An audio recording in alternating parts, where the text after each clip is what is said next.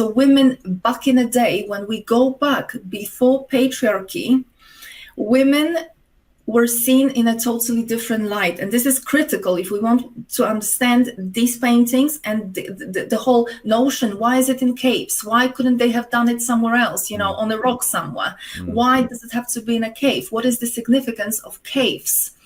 Why not, build some settlement and do it there, right? I mean, we have Viking settlement across Norway. Could have done it in some kind of house, right? But no, it's been done in a cave, and it's been done in red.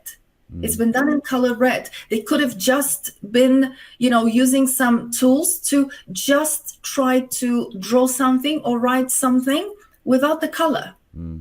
That would have been even easier, right? Literally like carve out. The shape's gonna stay. What's the problem? But no, they specifically painted with red paint. Someone painted with red paint. Why? When you go back before into our history, before the times of patriarchy, the landscape looked entirely different. The landscape was very much based on reference to the feminine principle, to women, because women were the life givers. Women were the ones who stood between worlds. Women were the shamans walking between worlds. That is absolutely supported by archaeology, by the sort of studies of the history and anthropology. And even you actually have a lot of artifacts and sites in Norway which literally confirm that back in the day there were women who were not associated with any man, and they were very wealthy. They sort of held very high positions. So clearly, even here in Norway, you have sites which confirm that would have been the story back in a day. Why am I talking about it? Because there is a very special significance of caves in that context, and there is very special significance of the color red and why those paintings would have been done in red. Because you have to remember that when you enter the cave.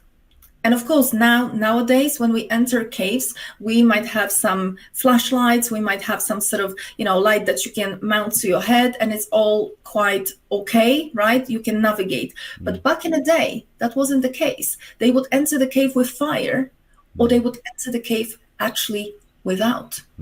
Total darkness. Total darkness. So who are the paintings for? Because in total darkness, nobody's watching.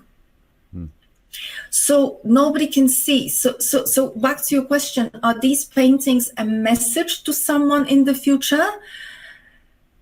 Well, we have to kind of dig a little bit deeper into the alchemy, because you see in the shamanic, in the alchemical teachings, the caves were the places of a feminine sort of presence. They were deeply connected to the feminine principle, and they were like extensions of the womb of creation, which is pretty much reflected in every ancient text. The Bible starts like that. The Kabbalistic text starts like that. Any tradition starts with the creation, which has been, those texts have been tampered with to an extent, because of course, they need to reflect the patriarchal view of the world, which was ushered in afterwards.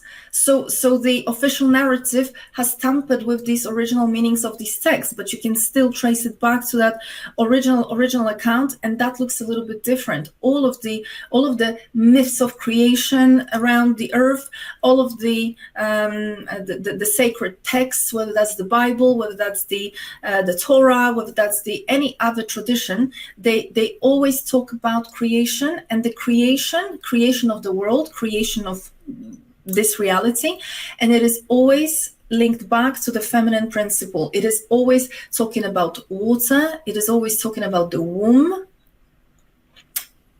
And the funny thing, yeah, go on. So is this a kind of a analogy for the cave being like the womb, and absolutely inside with the red that's like the blood? And absolutely, and that's absolutely what it is. That's exactly